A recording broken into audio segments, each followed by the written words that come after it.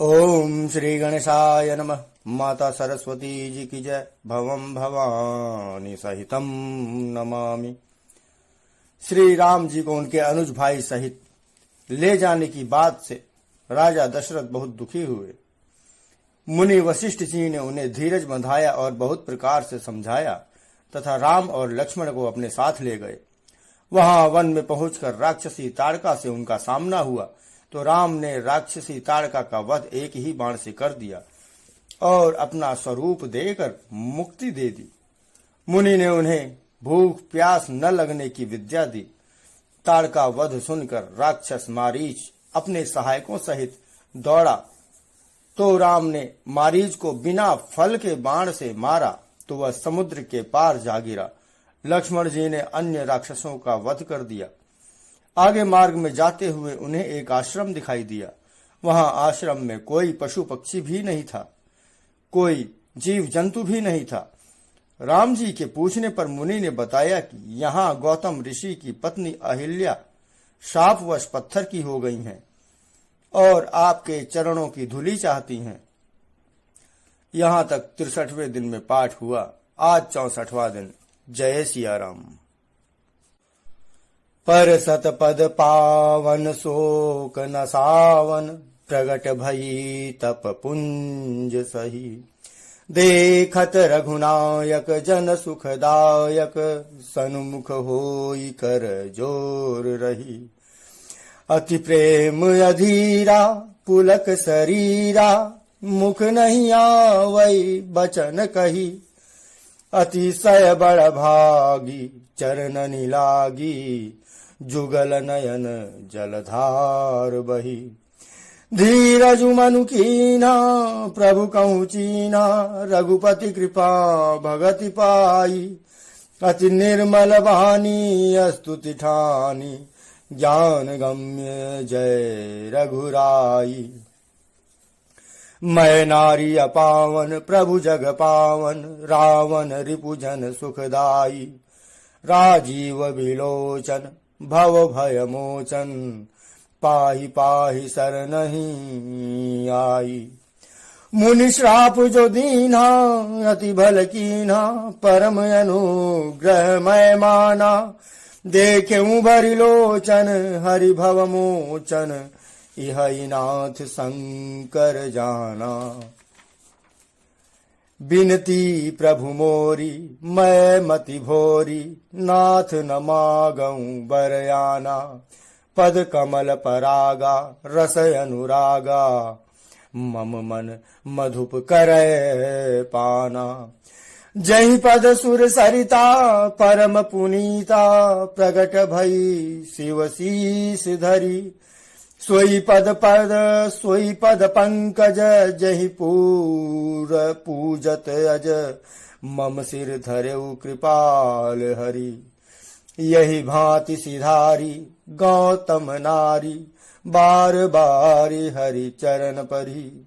जो अति मन भावा सो बरु पावा, गए पति लोक आनंद भरी। अस प्रभु दीन बंधु हरि, कानन रहित दयाल। तुलसीदास सठ से ते ही भजू, छाड़ी कपट जंजाल। श्री राम जी के पवित्र और शोक को नाश करने वाले चरणों का स्पर्श पाते ही सचमुच वह तपोमूर्ति अहिल्या प्रकट हो गई। भक्तों को सुख देने वाले श्री रघुनाथ जी को देखकर वह हाथ जोड़कर सामने खड़ी हो गई। अत्यंत प्रेम के कारण वह अधीर हो गई। उसका शरीर पुलकित हो उठा। मुख से वचन कहने में नहीं आते थे। वह अत्यंत बड़भागिनी अहिल्या प्रभु के चरणों से लिपट गई और उनके दोनों नेत्रों से जल अर्थात प्रेम और आनंद के आंसुओं की धारा बहने लगी। फिर उसने मन में धीरज धरकर प्रभु को पहचाना और श्री रघुनाथ जी की कृपा से भक्ति प्राप्त की। तब अत्यंत निर्मल वाणी से उसने इस प्रकार स्तुति प्रारंभ की। हे ज्ञान से जानने योग्य श्री रघुनाथ जी, आपकी जय हो। मैं सहज अपवित्र स्त्री और हे प्रभु आप जगत को पवित्र करने वाले, भक्तों को सुख देने वाले और रावण के शत्रु हैं। हे कमल नयन, हे संसार जन्म भूमि मृत्यु के भय से छुड़ाने वाले, मैं आपकी शरण आई हूं, मेरी रक्षा कीजिए, रक्षा कीजिए। मुनि ने जो मुझे शाप दिया सो बहुत ही अच्छा किया। मैं उसे अत्यंत अनुग्रह करके मानती हूं कि जिसके कारण मैंने संसार से छुड़ाने वाले श्री हरि अर्थात आपको नेत्र भरकर देखा। इसी आपके दर्शन के कारण शंकर जी सबसे बड़ा लाभ समझते हैं। हे प्रभु मैं बुद्धि की बड़ी ही भोली हूं, मेरी एक विनती है। हे नाथ मैं और कोई वर नहीं मांगती, केवल यही चाहती हूं कि मेरा मन रूपी भौरा आपके चरण कमलों की रज के प्रेम रूपी रस का सदा पान करता रहे। जिन चरणों से परम पवित्र देव नदी गंगा जी प्रकट हुई, जिन्हें शिव जी ने सिर पर धारण किया और जिन चरण कमलों को ब्रह्मा जी पूजते हैं, कृपालु हरि आपने उन्हीं को मेरे सिर पर रखा। इस प्रकार स्तुति करती हुई बार बार भगवान से चरणों को स्पर्श करके उनके चरणों में गिरती हुई जो मन को बहुत ही अच्छा लगा, उस वर को पाकर गौतम स्त्री अहिल्या आनंद से भरी हुई पतिलोक को चली गई। प्रभु श्री रामचंद्र जी ऐसे दीन बंधु और बिना ही कारण के दया करने वाले हैं। तुलसीदास जी कहते हैं, हे सठ मन तू कपट जंजाल छोड़ उन्हीं का भजन कर। चले राम लक्ष्मण मुनि संगा, गए जहां जग पावनी गंगा। गाधी सुनु सब कथा सुनाई, जहि प्रकार सुर सरि महियाई।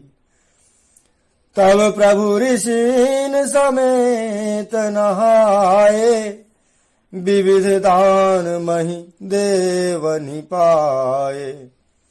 हर्ष चले मुनि वृंद सहाया, बेगी विदेह नगर नियराया।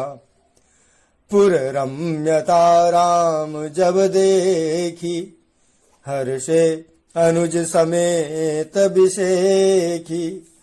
बापी कूप सरित सर नाना, सलिल सुधा सम मनि सोपाना।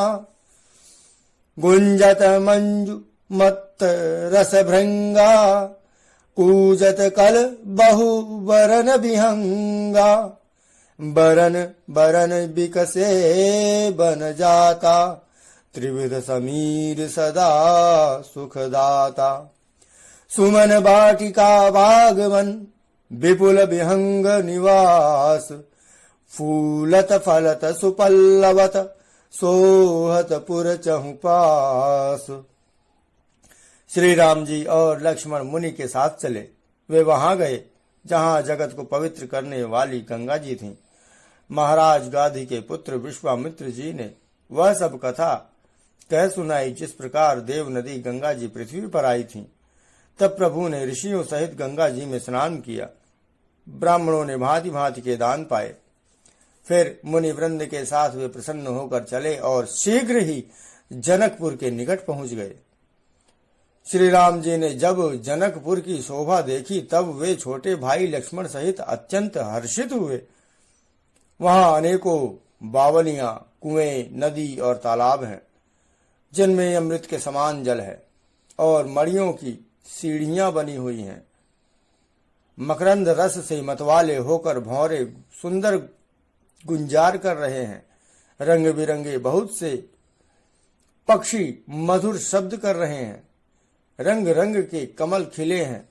सदा सब ऋतुओं में सुख देने वाली शीतल मंद सुगंध पवन बह रही है। पुष्प वाटिका, फुलवारी, बाग और वन, जिनमें बहुत से पक्षियों का निवास है, फूलते फलते और सुंदर पत्तों से लदे हुए नगर के चारों ओर सुशोभित हैं।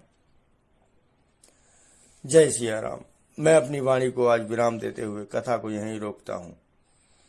कथा में होने वाली समस्त प्रकार की त्रुटियों, भूल चूकों, अपराधों के लिए मैं सिया रामचंद्र जी से, भगवान भवानी शंकर जी से क्षमा चाहता हूँ कि वे मुझे क्षमा करें।